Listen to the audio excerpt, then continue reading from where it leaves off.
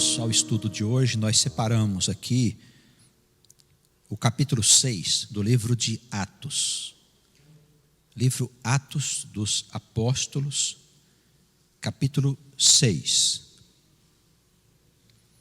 O livro tem grande importância para a igreja, porque mostra os primeiros tempos das comunidades cristãs. Atos capítulo 6. Ora, naqueles dias, crescendo o número dos discípulos, houve uma murmuração dos gregos contra os hebreus, porque as suas viúvas eram desprezadas no ministério cotidiano. E os 12, convocando a multidão dos discípulos, disseram: não é razoável que nós deixemos a palavra de Deus e sirvamos às mesas. Escolhei, pois, irmãos, dentre vós, 7 homens de boa reputação, cheios do Espírito Santo e de sabedoria, aos quais constituamos sobre este importante negócio. Mas nós perseveraremos na oração e no ministério da palavra. E este parecer contentou a toda a multidão. E elegeram Estevão, homem cheio de fé e do Espírito Santo, e Filipe, e Prócoro, e Nicanor, e Timão, e Parmenas, e Nicolau, prosélito de Antioquia. E os apresentaram ante os apóstolos, e estes, orando, lhes impuseram as mãos. E crescia a palavra de Deus, e em Jerusalém se multiplicava muito o número dos discípulos, e grande parte dos sacerdotes obedecia à fé. Vamos parar aí nesse versículo 7. Nós estamos num cenário onde o número dos discípulos de Cristo, daqueles que se interessavam pelo cristianismo, pela doutrina do Senhor, pelo Evangelho, estava crescendo dia a dia. E a gente vê que na igreja nascente havia pessoas de diversas procedências. Ele fala aí dos gregos. E eles eram atraídos para a igreja cristã porque eles encontravam na igreja muitas coisas que nos outros cultos, nas outras comunidades religiosas, eles não encontravam. Como é muito comum nas comunidades cristãs, algumas coisas podem, às vezes, ficarem para trás. Aqui no caso da comunidade em referência, nessa passagem, nós vemos que começou a haver uma murmuração, os gregos falando contra os hebreus, dizendo que as suas viúvas não estavam sendo devidamente cuidadas. Ele chama aqui, no finalzinho do versículo 1, ele chama a atividade da igreja, a atividade diária da igreja, de ministério cotidiano. O que é o ministério cotidiano? São as atividades de cuidados que uns precisam ter com os outros. Naquele tempo, as comunidades cristãs eram bem diferentes das igrejas evangélicas do nosso dia, bem diferente, porque eles tinham uma vida em comum. Quer dizer, quem entrava para a comunidade acabava se desfazendo dos seus bens para viver sob a tutela da igreja. eles tinham uma vida onde o pão era repartido entre os irmãos, segundo a necessidade de cada um. Hoje, nos nossos dias, nós não vemos as igrejas se organizarem dessa maneira, principalmente porque nós vivemos num país capitalista. O país capitalista, ele preza pela propriedade privada, quer dizer, cada um tem os seus bens e deve trabalhar para aumentar esses bens e para preservar esses bens. Por isso, mesmo na igreja, é muito difícil se pensar numa vida comum. Existem algumas comunidades por aí que tentam se organizar para que as pessoas não tenham bens privados, mas nunca são bem-sucedidas. A vida comum, ela só dá certo se ela estiver no coração da pessoa. Não se impõe a vida comum a ninguém. E nesse caso aqui havia a vida comum, porque no coração desses crentes o amor de Deus estava com toda a sua força presente. Tá bem? Então o ministério cotidiano são os cuidados que os irmãos precisam ter uns com os outros. A igreja cristã, ela precisa se organizar como comunidade. O que quer dizer comunidade? Ela tem que ter alguma coisa da vida comum. Os nossos bens são nossos em termos. Nós sabemos, na verdade, que os nossos bens são de Deus. Então, se o meu irmão precisa, eu socorro meu irmão, eu ajudo meu irmão, eu reparto com ele aquilo que eu tenho. Eu dou a ele qualquer coisa que for necessária. Se nós não tivermos no nosso coração esse espírito, nós não vamos entender bem o que é o cristianismo, e muito menos o que significa a palavra evangelho. Tá bem? Ministério cotidiano.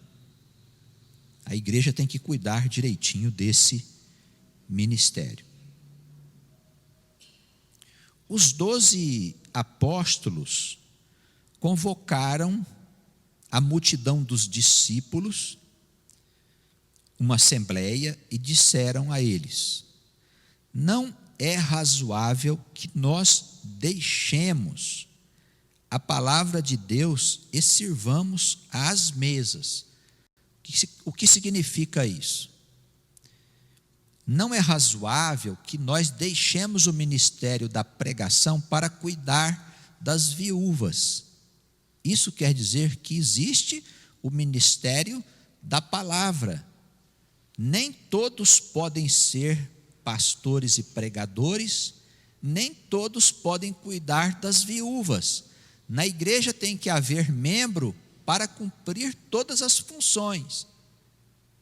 Há aqueles que cuidam das viúvas, vamos dizer, das necessidades da comunidade, e há aqueles que pregam a palavra de Deus.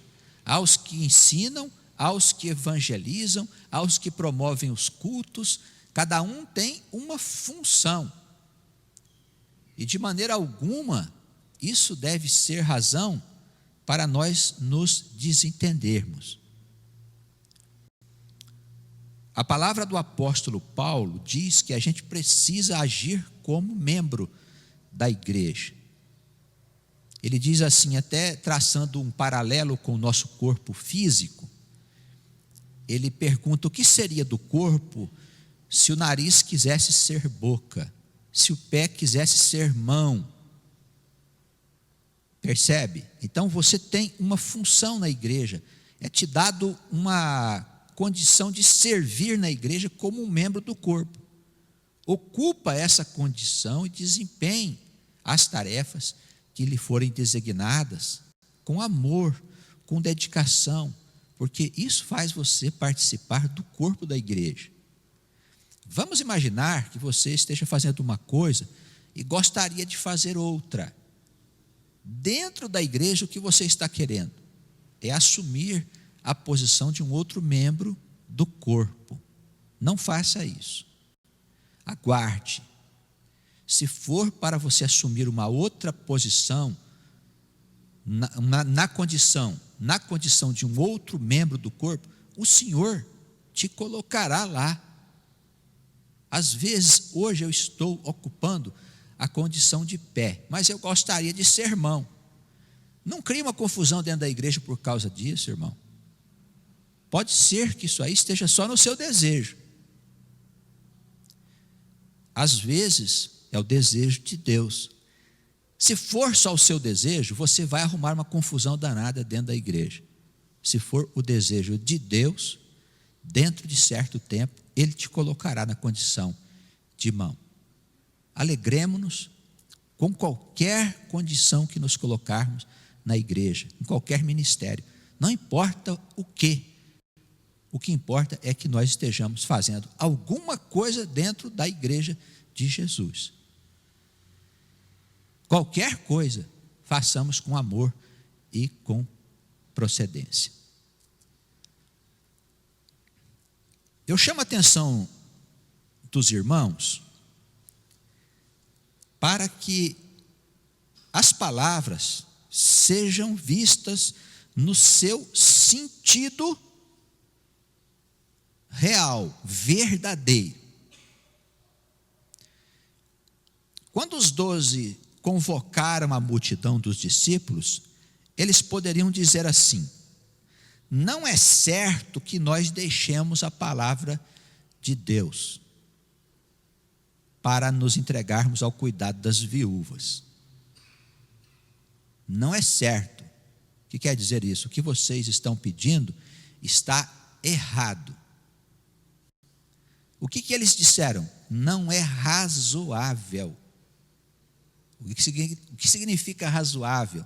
Não é uma coisa inteligente da nossa parte, não é uma atitude que vá trazer o bem para a comunidade. Ele está chamando a multidão para pensar. Existe o ministério da palavra. Se nós tirarmos os pregadores para cuidar das viúvas, o prejuízo será muito grande. Ele está chamando a multidão à razão. Não é razoável. Essa palavra já foi muito amaldiçoada, principalmente por Lutero. Ele dizia que a razão costuma armar ciladas muito grandes para nós. E é verdade. Mas não se segue que nós devamos tirar qualquer raciocínio de dentro da igreja. A racionalidade deve ser jogada fora. A igreja precisa andar na irracionalidade, como alguns imaginam. Não é isso que parece que havia na igreja primitiva. Havia um raciocínio sobre as coisas. É razoável que nós nos mantenhamos no ministério da palavra e que se levante outros irmãos para cuidar das viúvas, do ministério cotidiano. A igreja deve se organizar dessa maneira. Tá bem, irmãos? Não queira ser uma coisa que você não é. Se amanhã você for para uma outra comunidade, talvez ali o pastor designe você para ser um membro diferente daquele lugar que você ocupava na igreja. Você não vai ser sempre pé. Um dia pode você ser chamado numa outra comunidade para ser mão, para ser boca, orelha, enfim. Assim deve ser nossa posição dentro da comunidade de Jesus.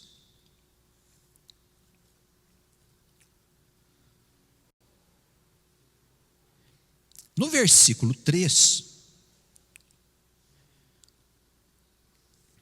eles recomendam que dentre os discípulos se escolhessem homens para cuidar deste importante negócio. Essa palavra negócio aqui não deve ser vista como nós vemos nos nossos dias, tá bem? Um negócio hoje é para ganhar dinheiro. Não vamos distorcer o sentido das coisas, tá certo? Essa palavra não deveria nem ser usada aí. Poderia ser usada, por exemplo, nesta importante questão. Os tradutores poderiam ter colocado esta importante questão e não importante negócio, porque há os maledicentes que distorcem as palavras da Escritura, e nós sabemos para quê. Tá bem? Escolhei, pois, irmãos, dentre vós 7 homens de boa reputação. Qualquer um? Não, escolha entre os irmãos alguns homens de boa reputação. O que é um homem de boa reputação? É aquele homem cuja vida é de cumprimento dos seus deveres. Baseado em quê? Na vivência do amor. Não estamos em Moisés, falamos hoje, deixamos Israel, viemos para as terras gentílicas. As sinagogas ficaram lá em Israel. Alguns trouxeram as sinagogas para cá, mas a igreja cristã, evangélica, verdadeira, ela está estabelecida em terras gentílicas. Então, um homem de boa reputação não é um cumpridor dos deveres da lei. Não é o que paga dízimos, não é o que faz sacrifício, não é o que faz promessa, não é aquele que jejua, não é aquele que faz vigília. Todas estas coisas estão ligadas às obrigações da lei. Eu não estou dizendo que não devam fazer, eu estou dizendo que na igreja de Cristo estas coisas não têm lugar, não têm necessidade, de ser feitas. O homem de boa reputação é aquele que vive em amor, cumpridor dos seus deveres perante o próximo. Amor a Deus e amor ao próximo. O homem dedicado à sua família, o homem que não revela os males da sua mulher publicamente, a mulher que não revela os males do seu marido. Preste atenção nisso, hein? Quem ama acoberta o pecado do próximo, não fala mal do próximo. Olha só os cuidados que nós temos que ter. A vida conjugal é destruída por causa das acusações mútuas que se fazem uns contra os outros. Isso é do diabo. O amor cobre a multidão de pecados. Quem disse isso? Quem? Pedro. O apóstolo Pedro, ele diz: o amor cobre a multidão de pecados. Olha, se você sai falando por aí dos males da sua mulher, dos males do seu marido, dos males do seu filho, contando para todo mundo que você é um infeliz, que você é uma pessoa infeliz porque ele, porque ela é assim, é daquele outro jeito. Irmão, acorda, você está enganado. A sua reputação perante o Senhor está lá embaixo. Alguns irmãos, quando ouvem a gente falar, diz assim: nossa, mas então estou perdido, porque eu fiz muito isso, eu faço ainda, mas eu estou te chamando agora para Cristo. Estou te chamando agora. O tempo da salvação é hoje. Se você se decidir a partir de agora andar por outro caminho, o Senhor passa uma borracha nos teus males, porque o Senhor é bom. Vamos imaginar que alguém sentado aqui na Assembleia agora diga: nossa, eu estava em pecado, estava conspirando contra as obras do amor. Pois arrependa-se e a partir de agora siga uma vida nova. Isso é salvação. Isso é arrependimento. Em qualquer tempo da nossa vida, não importa a nossa idade, viu, irmãos? Não importa, a idade é só corporal. Em qualquer tempo você pode começar a viver diferente. Porque senão não tem utilidade na igreja, meu irmão. Como é que nós vamos colocar você para ser membro da igreja de Cristo, estando você enferrujado, enfermo, sem condições de desempenhar as suas funções? Os irmãos, entende que a escola é um lugar de aprendizado e de crescimento para Deus. A igreja dos gentios, hein? A igreja cristã é a igreja dos gentios. Ela saiu de Israel. É importante a gente saber isso. É importante, para não misturarmos as coisas.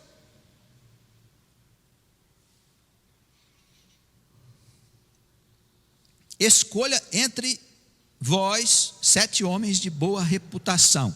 Vamos cuidar dessa tal reputação nossa. O que mais?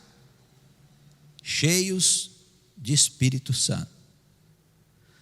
Olha, percebe que ele não fala aqui pessoas que falam em línguas? 7 homens que falam em línguas estranhas, que fazem milagres. Nada disso é dito. Percebe? Não vamos entender o Espírito Santo, um homem cheio do Espírito Santo, como alguém que faz milagres. Nada disso. É alguém capaz de comunicar o amor de Deus. É falar e ser ouvido. Eu disse hoje na pregação e torno a dizer, não é aquilo que você diz, mas é se você tem o Espírito Santo, está dizendo. Não é o que você diz. Todo mundo pode dizer a mesma coisa. O que faz a diferença? O Espírito Santo. Ser cheio do Espírito Santo não é viver nas nuvens. Estou cheio do Espírito Santo. Acontecem à volta de mim muitos fenômenos. Fogo que manifesta aqui, acolá. Gravetos que pegam fogo. Visões.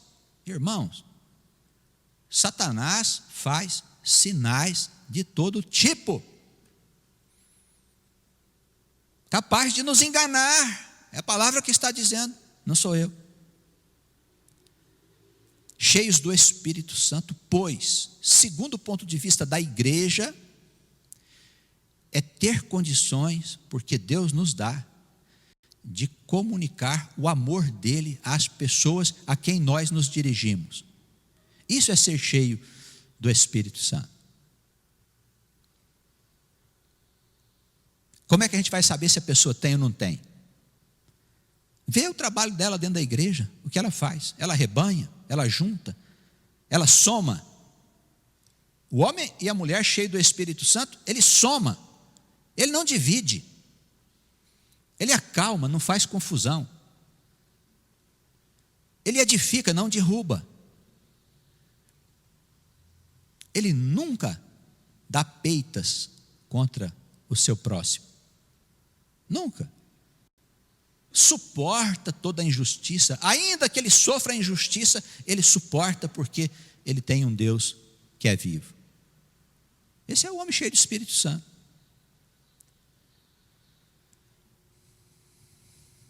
O que mais? Quando eles foram escolher os homens para cuidar das coisas da igreja, e olha que não era para pregar, estavam escolhendo, não era para pregar não, viu? Era para cuidar das viúvas. Precisa desses parâmetros, desses qualificativos. O que mais?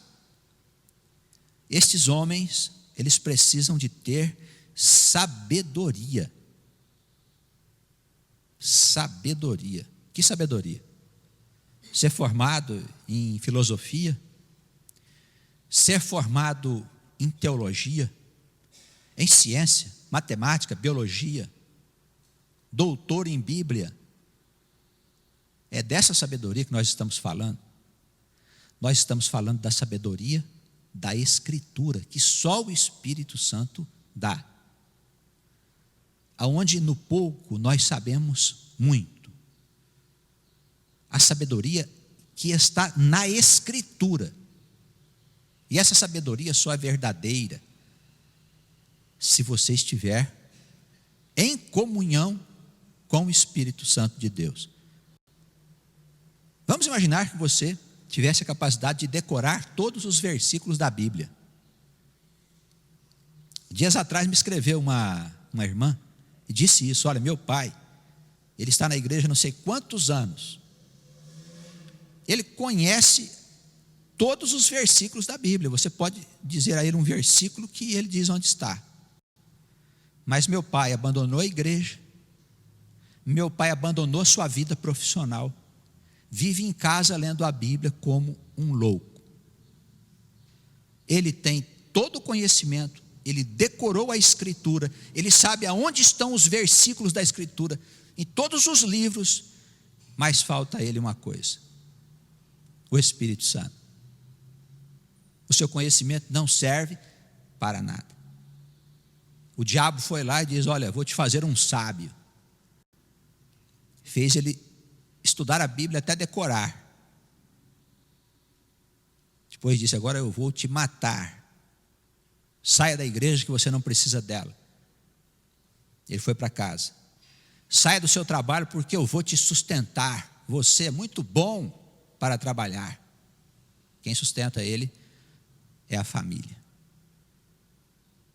E ele está achando que está com o Espírito Santo até hoje.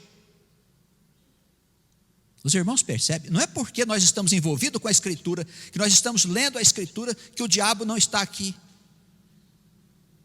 Eu digo sempre, na Bíblia você pode achar Deus e o diabo. Depende do jeito como você entende a Escritura.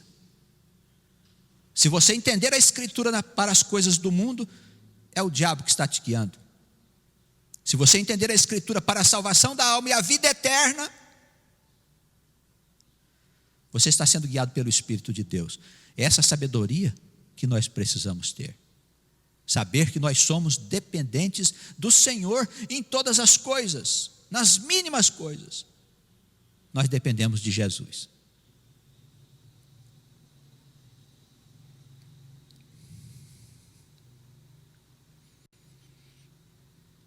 Ainda no mesmo versículo 3,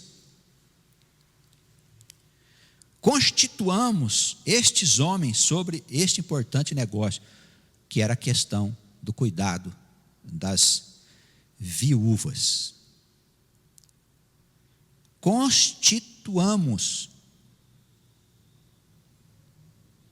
Quando aconteceu a confusão, os gregos começaram a reclamar: as nossas viúvas estão abandonadas ou não estão recebendo o devido cuidado.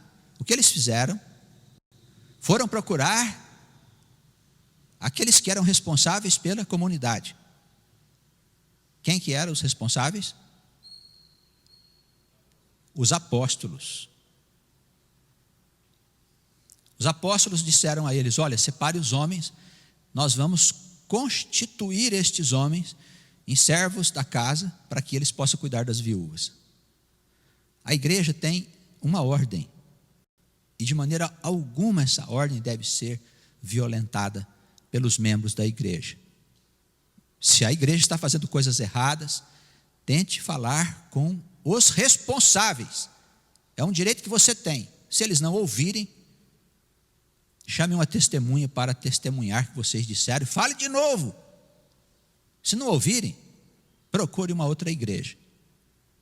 Mas não se revolte contra a ordem estabelecida na igreja. Existem os irmãos responsáveis que dirigem a comunidade, e se for necessário estabelecer uma outra ordem em qualquer negócio da igreja, em qualquer questão da igreja, são estes responsáveis que assim farão. Isso não quer dizer que você não possa falar. Você pode falar, pode reclamar, pode opinar, como os gregos fizeram. Olha, as nossas viúvas não estão sendo bem cuidadas. A igreja funciona assim, tem que ter uma cabeça. A cabeça são aqueles irmãos, o pastor no caso, mais os irmãos mais velhos, antigamente chamados presbitérios, presbiterianos. Os presbíteros, chamados antigamente de presbíteros, que acabou dando origem nos nossos dias à igreja presbiteriana. Há um grupo de irmãos mais velhos que tem um pastor, que é um outro irmão considerado responsável, que administra a igreja. A igreja tem ordem. A igreja não é bagunça, não é a casa da mãe Joana, uma expressão bem usada aqui nos interiores.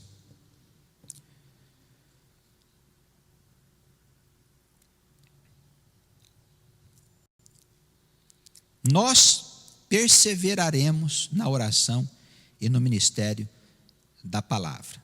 Olha, a igreja tem que orar muito, reunidos individualmente, em 2, em 3, tendo oportunidade, ore ao Senhor, converse com o Senhor, chama o Senhor. Se você não chamar, não vem, viu?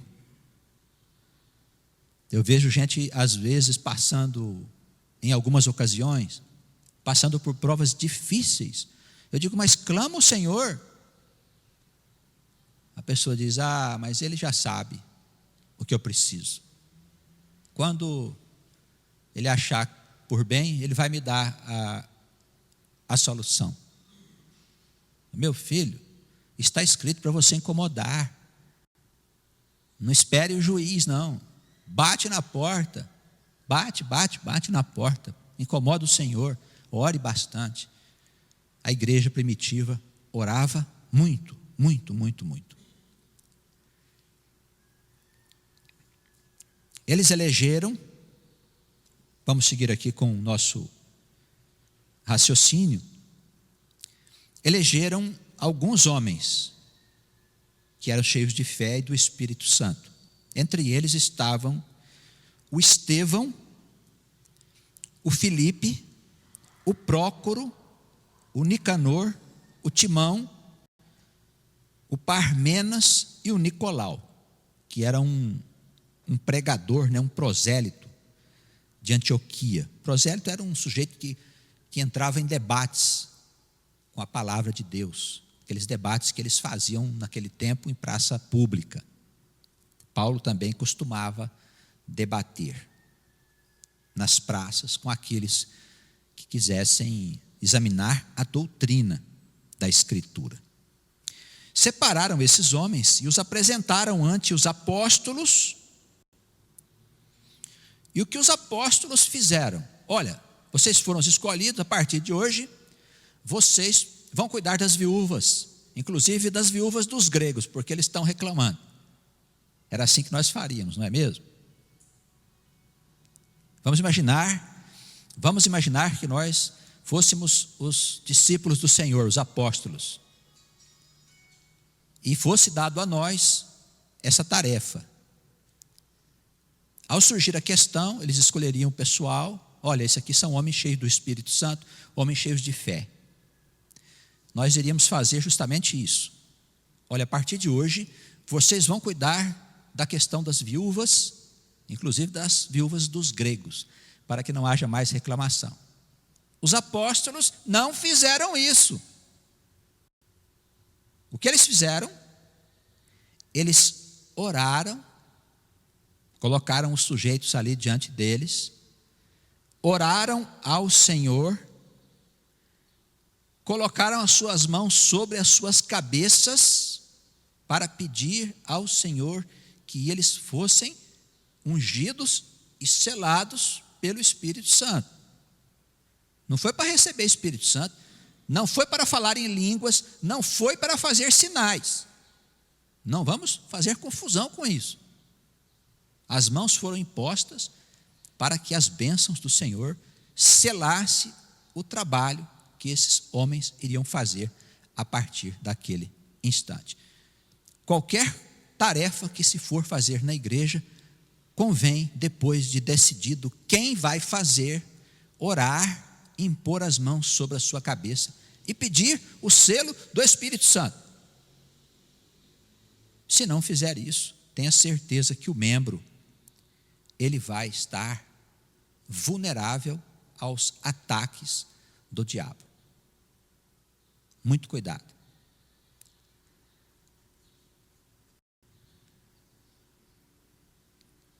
Nós vamos,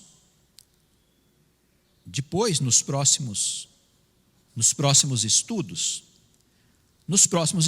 nós vamos examinar alguns outros segmentos do capítulo 6, que é um capítulo bem extenso, no sentido de conteúdo, o capítulo 6 e o capítulo 7 de Atos, quando Estevão é julgado e finalmente ele é apedrejado. Ele foi o primeiro mártir do cristianismo, aquele que foi morto porque ele contrariou os interesses dos judeus. Que o Senhor nos abençoe e nos conceda as suas bênçãos no dia de hoje, e que todas estas instruções, pelo Espírito Santo, elas possam ficar gravadas nos nossos corações. Amém. Irmão Alex, as considerações finais e a oração de encerramento. O texto aqui ele é muito rico. Falou em apenas 7 versículos sobre os ministérios que existem na igreja para a sua organização, mas também que me chamou muita atenção na palavra do pastor José, é o amor que nós temos que ter uns para com os outros. Que igreja é isto? Nós temos que viver em amor. A igreja é um corpo. E como disse também o pastor, que a mão não queira ser o pé, ou o pé queira ser a mão. Nas palavras do Senhor Jesus, Ele vem deixar bem claro que nós estamos aqui para servirmos uns aos outros e ao nosso Deus. Isto é igreja, irmãos. Às vezes as pessoas pensam que igreja é um lugar de pessoas santas. Na verdade, não é isto. Igreja é um lugar onde as pessoas buscam a santificação por meio de Jesus Cristo. E como disse o apóstolo Paulo, é nós termos paciência uns para com os outros, nós suportarmos as tribulações, nós estarmos em Cristo vivendo as nossas provas, carregando a nossa cruz. E encerrando o texto que me chamou muita atenção, é quando fala do crescimento da palavra de Deus. Nós temos que ser este divulgador. Nós temos que semear a semente do Pai, que é a palavra. Falar às pessoas. Você, meu irmão, que está escutando esta palavra, semeie ela. Às vezes nós ficamos desanimados porque falamos da palavra de Deus e parece que as pessoas não escutam. Não se preocupe com isto. A nossa tarefa é semear. Quem dá crescimento é o Pai. Mas tenha certeza, quando você coloca esta semente no coração de um crente, mesmo que ele não saiba, e se ele for servo de Deus, ovelha de Deus, ele vai escutar. Vamos ser divulgador desta sã doutrina, para que um dia este mundo seja liberto das garras de Satanás. Que Deus nos abençoe. Oremos ao Senhor. Pai querido, queremos grandemente te agradecer, Senhor. Louvar o teu santo nome por esta santa manhã, aonde o Espírito Santo falou aos nossos corações, confortando o nosso espírito, abençoando as nossas vidas, abrindo novos caminhos, dando-nos discernimento. Obrigado, Jesus. Sabemos que tudo isto foi feito não pelas nossas justiças, mas pela tua santa misericórdia. Continue conosco, Senhor, credenciando a cada um de nós para que nós possamos servir ao corpo de Deus. Sê conosco, hoje e sempre. Amém.